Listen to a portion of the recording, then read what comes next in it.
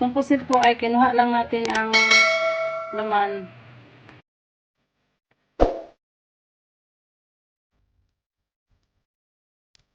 And then, linisin lang po ng ayos.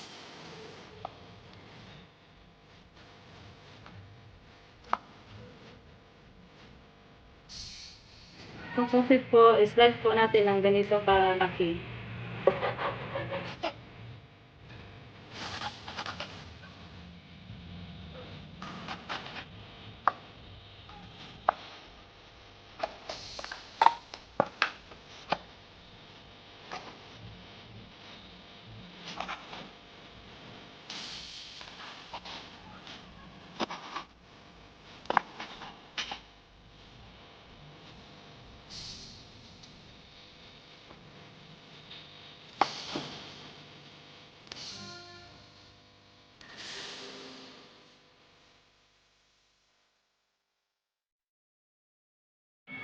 Ito po ang pusit. Tinislice ko po ng ganito kalaki. At ito po ang ating mga ingredients. Mayroon tayong garlic. Slice ko po ng ganito kaliit.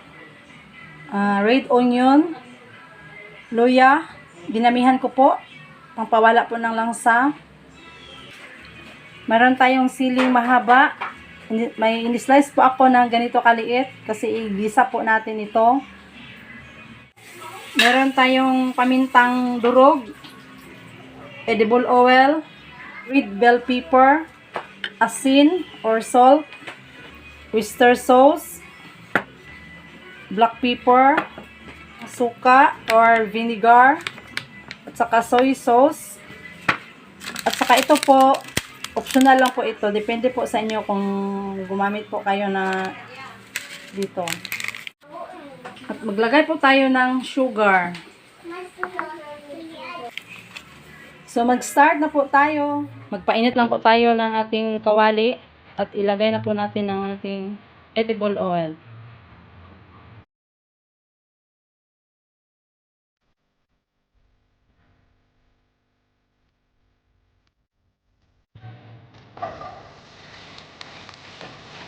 Unahin po natin ang luya kasi matagal po ito mag-brown.